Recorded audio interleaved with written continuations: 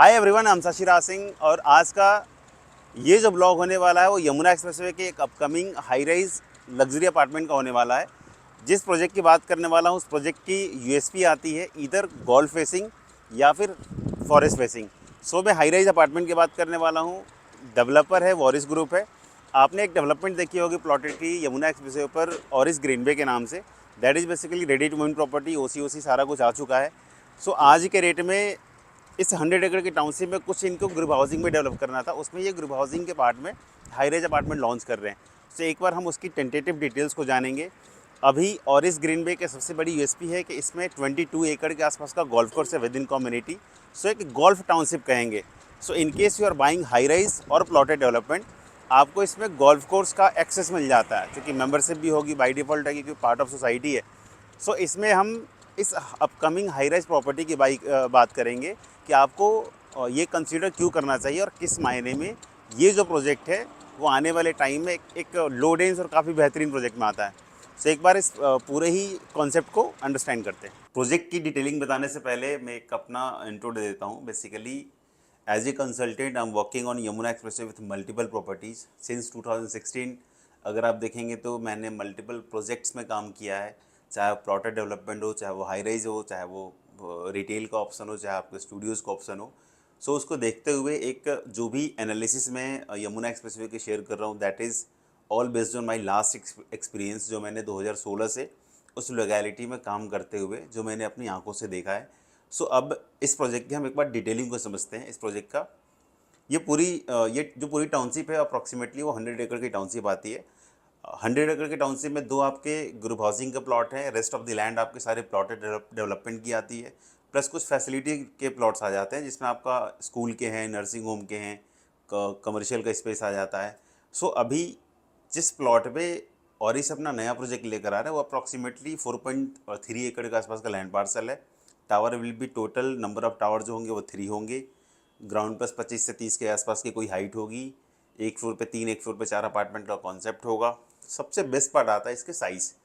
जो size developer target कर रहा है वो साइज़ है अप्रॉक्सीमेटली 23-2400 देन 3300। सो दो ही साइज़ आपको मिलते हैं पूरे ही प्रोजेक्ट में। सो काइंड ऑफ कह लो कि जो जेंट्री डेवलपर टारगेट कर रहा है वो जेंट्री ही बहुत ही बेहतर है। So in terms of gentry, in terms of density, ये प्रोजेक्ट काफ़ी प्रॉमिसिंग होने वाला है। इसके अलावा अगर आप ओवरऑल देखेंगे तो जो उनकी प्लानिंग है, kind of club house, kind of जो लेविश एंट्री होती है वो थोड़ा सा आपको डिफरेंट वर्जन का मिलेगा जब भी जो भी इन्होंने अभी लास्ट प्रोजेक्ट में काम किए हुए।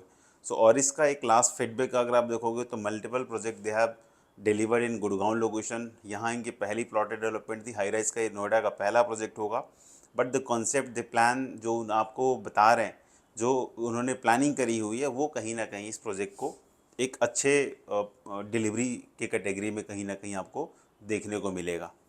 एज ए इंडिविजुअल और इन्वेस्टर आपको बाई को करना चाहिए, क्योंकि ये जो प्रोजेक्ट की जो प्लेसमेंट है उसमें अगर फेसिंग देखेंगे तो आपको प्रॉपर गोल्फ कोर्स की फेसिंग मिल जाती है फ्रॉम दी बालकनी। बालकनी काफ़ी डेक बालकनी की प्लानिंग है। सो फ्रॉम दी बालकनी अगर आप व्यू देखेंगे तो काफ़ी ओपन व्यू है। इधर आपको गोल्फ कोर्स और यमुना एक्सप्रेसवे का व्यू मिलता है, या फिर बैक साइड में 100 एकड़ के आसपास का पूरा एक फॉरेस्ट एरिया, फिर वो व्यू आता है।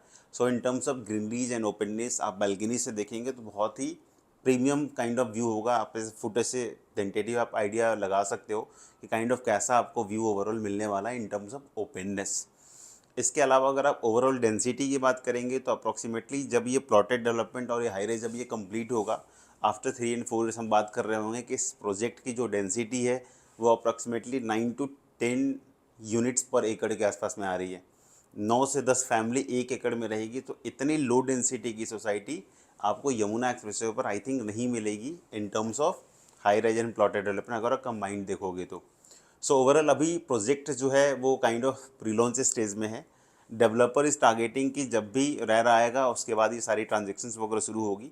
बट आज के रेट में अगर कोई आपका इंटेंट होता है to buy something in pre launch, आप उसके लिए कनेक्ट कर सकते हैं, क्योंकि प्री लॉन्च और आफ्टर लॉन्च में अप्रॉक्सीमेटली 1,500 से 2,000 रुपये पर स्क्वायर फीट का वेरिएशन होगा। We can work on the payment plan, we can discuss on the some special plan. It totally depends कि कितना फ्रंट पेमेंट आप करते हो एंड ऑल।